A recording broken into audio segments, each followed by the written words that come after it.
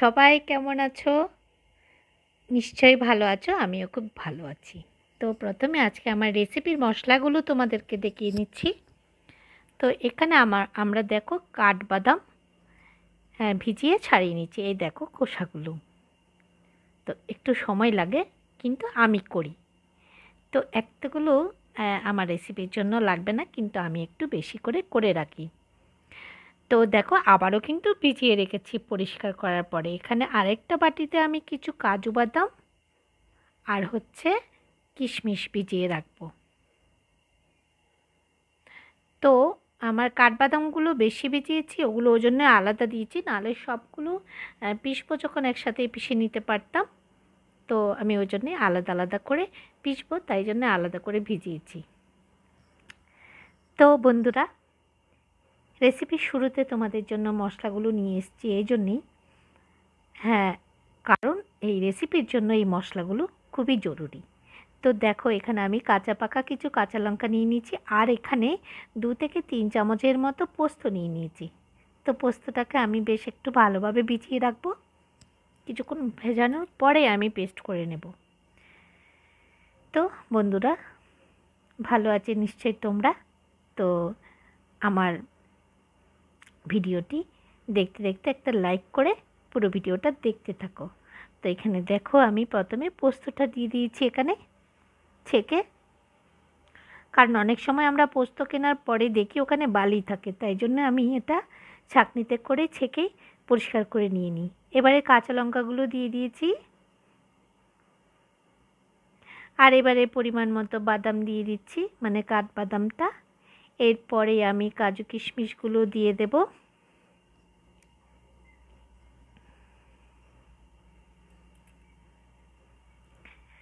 তো এটা দেখো এখানে আমি আলাদা আলাদা বাটিতে নিয়ে নিয়েছি, কেন অতগুলো লাগবে না, তাই আমি আলাদা করে দিয়ে দিয়েছি। তো আমি এবারে দেখো এখানে পরিষ্কার করা চিকেন নিয়ে নিয়েছি 1 কিলো। তার মধ্যে আমি দিয়ে দিচ্ছি এখানে স্বাদ মতো নুন।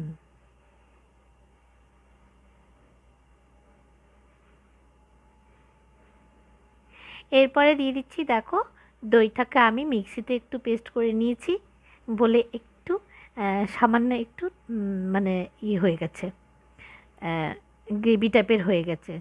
যাই হোক, পেস্ট করাতে ভালো হয়েছে জিনিসটা, কারণ এটা আমি প্যাকেট দই ব্যবহার করছি।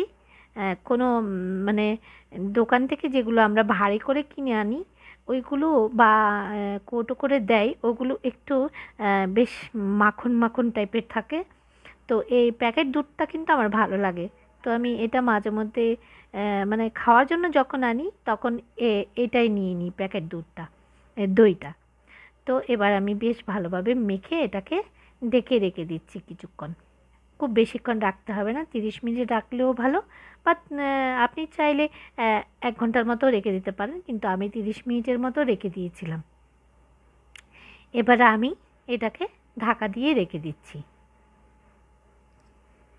এইদিকে আমার পেস্টগুলো তৈরি হয়ে গেছে। তো এবারে দেখো আমি কড়াতে তেল দিয়ে দিয়েছি। তেলটা গরম হওয়ার পরে এখানে আমি পেঁয়াজ কুচো করে নিয়েছি, পুরো পেঁয়াজটাকে আমি দিয়ে দিচ্ছি। এখানে 1 বাটি পেঁয়াজ নিয়েছি আমি, নর্মাল বাটির যেই সাইজগুলো হয় সেই বাটিতে আমি 1 বাটি পেঁয়াজ কুচো করে নিয়েছি। তো এটাকে আমি একটু ভালোভাবে আঁচ দিয়ে এটাকে বেশ ভালোভাবে পেঁয়াজটাকে আমি ভাজা করে নেব। তো বন্ধুরা, দূরের এবং কাছের বন্ধুদের জন্য আমার খুব খুব ভালোবাসা রইল, আর নতুন বন্ধুদের জন্য আরও অনেক অনেক বেশি ভালোবাসা। তো এখানে পেঁয়াজটাকে আমি তুলে নিয়েছি, দেখেছো বাদামি করে ভেজে নিয়েছি। বেরেস্তা আমি করিনি, কিন্তু একটু বাদামি টাইপের করেছি, ওটা নরম থাকতেই তুলে দিয়েছি। এবার তেলের মধ্যে, সেই তেলের মধ্যেই আমি এখানে দারচিনি এলাচ দিয়ে দিলাম, 1 টুকরো দারচিনি আর 3টে এলাচ দিয়ে দিচ্ছি। এবার 2টো তেজপাতা দিয়ে দিয়েছি। এবারে এর মধ্যে আমি দেব পরিমাণ মতো রসুন বাটা। এবার রসুন বাটাটাকে আমি বেশ ভালোভাবে ভেজে নিচ্ছি এখানে।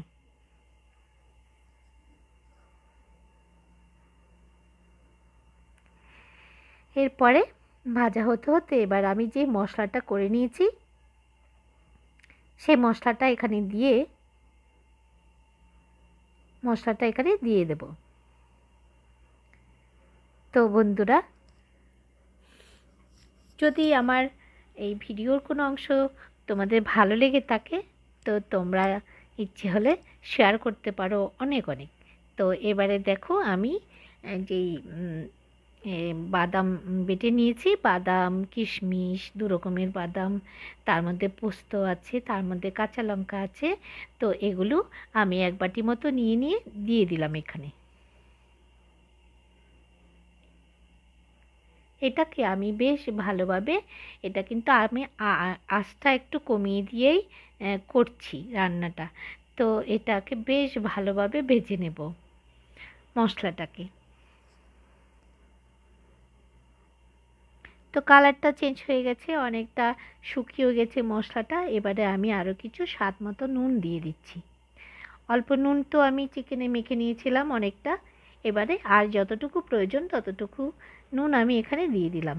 এবারে দিলাম 1 চা চামচে একদম উঁচু উঁচু করে আদা বাটা।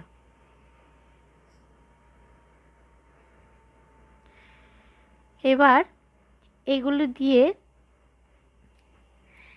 এখানে আমি একটু রঙের জন্য একটু কাশ্মীরি লঙ্কা গুঁড়ো আমি একটু দিয়ে দিয়েছি, যাতে কালারটা একটু সুন্দর হয়। কারণ এই রেসিপিটা একটু মানে একটু মিষ্টি মিষ্টি হবে, তাই জন্যে আমি শুধু রঙের জন্যই এই লঙ্কা গুঁড়োটা দিলাম। দিয়ে বেশ ভালোভাবে আমি মশলাটাকে বেশ ভালোভাবে কষে নিচ্ছি।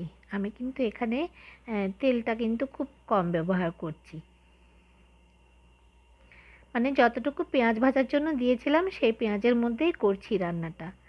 তারপরে আরও কি ব্যবহার করব দেখতে পাবেন। এবারে আমি এখানে কিছু গরম মশলা গুঁড়ো দিয়ে দিচ্ছি। দিয়ে এটাকে বেশ ভালোভাবে নেড়ে ছেড়ে আমি এবারে এই মাংসটাকে দিয়ে দেব এখানে।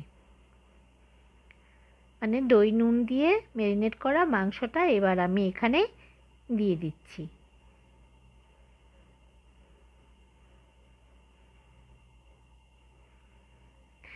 তো বন্ধুরা, দেখতে পাচ্ছেন অ্যাকচুয়ালি কড়াটা একটু উঁচু আমার কড়াটা, তো ওই জন্যেই বেশ ভালোভাবে দেখতে হয়তো আপনাদের একটু অসুবিধা হচ্ছে। তো এবারে দেখুন আমি বেশ ভালোভাবে এই মশলার সাথে চিকেনটাকে মিক্স করে নিচ্ছি। এবার অনেকক্ষণ একটু নাড়াচাড়ার পরে কালারটা দেখতে পাচ্ছেন একটু চেঞ্জ হয়ে গেছে। এবারে কিন্তু আমি আস্তে আস্তে ঢাকা দিয়ে আস্তে আস্তে করে রান্না করতে থাকবো।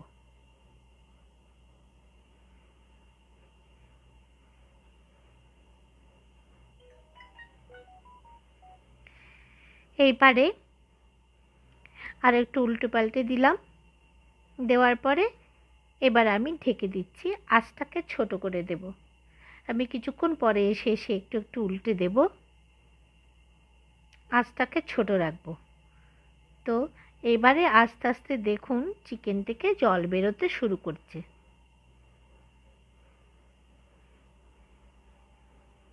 চিকেনটা আমরা যতই জল ঝরিয়ে রান্না করি না কেন, কিন্তু উনুনে দেওয়ার পরে চিকেন থেকে অনেকখানি কিন্তু জল বেরিয়ে যায়। তো এবারে আমি আবারও ঢেকে দিচ্ছি।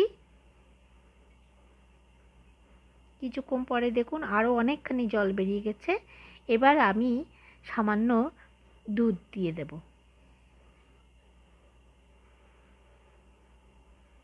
দুধ দিয়ে একেবারে ফাইনালি আমি ঢেকে দেব রান্না হওয়ার জন্য।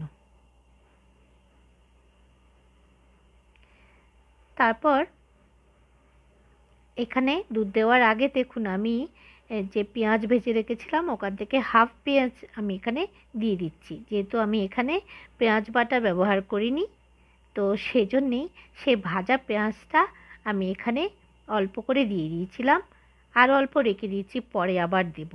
এবারে দেখুন আমি অল্প দুধ দিয়ে দিলাম। দুধ দেওয়ার পরে বেশ ভালোভাবে নেড়ে ছেড়ে এবারও আমি অল্প আঁচের মধ্যে এটা ঢেকে আমি রান্না করব।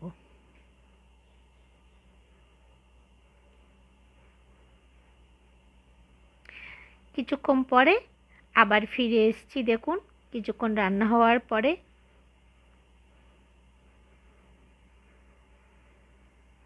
তারপর বন্ধুরা, তো যদি আমার রান্নাটির কোনো অংশ আপনার ভালো লেগে থাকে, আমার চ্যানেলটিতে যদি আপনি নতুন হয়ে থাকেন, আমার চ্যানেলটিকে সাবস্ক্রাইব করে বেল আইকনটা প্রেস করে রাখবেন, যাতে পরবর্তী ভিডিও আপনার কাছে সবার প্রথমেই পৌঁছে যায় আর সবার প্রথমে আপনি দেখে নিতে পারেন। তো ভালো লাগলে কিন্তু আপনি আপনার বন্ধুদের সাথে, পরিবারের সাথে, আত্মীয়স্বজনদের সাথে কিন্তু শেয়ার করতে পারেন আমার রেসিপিটি, বা কেমন হলো রেসিপিটি, এইভাবে চিকেনটা রান্না করাতে আপনার কেমন লাগলো, আপনার মতামতটা আমাকে কিন্তু অবশ্যই জানাবেন। তো এবারে দেখুন আমার রান্নাটা একদম হয়ে এসছে। এবারে আমি এখানে একটু ঘি দিয়ে দিলাম, মানে চা চামচে 2 চামচের মতো ঘি দিয়ে দিয়েছি। এইবারে দেখুন 2-3টে কাঁচা লঙ্কা দিয়ে দেব সুন্দর গন্ধের জন্য। এবারে যে বাকি পেঁয়াজটা, ভাজা পেঁয়াজটা আমি ওপরে ছড়িয়ে দিচ্ছি। তো ছড়িয়ে দেওয়ার পরে আমি আঁচটা নিভিয়ে দিয়ে কিন্তু ঢাকা দিয়ে রাখবো 2-3 মিনিট, যাতে পেঁয়াজের সে ভাজা পেঁয়াজের গন্ধটা পুরোপুরি চিকেনের মধ্যে মানে হয়ে যায়, গন্ধটা সুন্দর হয়ে যায়। এবারে আমার পরিবেশনের পালা চলে এসছে। আমি এবার বাটির মধ্যে তুলে নিয়েছি। তো দেখুন এটা হচ্ছে, আমি আজকে চিকেন কোরমা বানিয়েছি। তো আপনারা কি করে বানান, ঠিক এইভাবে বানান, না হলে কিভাবে বানান জানাবেন। আর আমার এই রেসিপিটি আপনার কেমন লেগেছে কিন্তু অবশ্যই জানাবেন। তো ভালো লাগলে শেয়ার করুন। আর এতক্ষণ আমার সাথে থাকার জন্য কিন্তু অসংখ্য ধন্যবাদ জানিয়ে আজকের মতো এখানে শেষ করছি। তো পরবর্তী ভিডিও নিয়ে আসব আপনার জন্য, এরকমই কিছু বেশ ভালো কোনো রেসিপি আপনার জন্য নিয়ে আসব। যদি আপনাদের উৎসাহ পেয়ে থাকি, তো লাইক করা না থাকলে একটা লাইক করে দেন।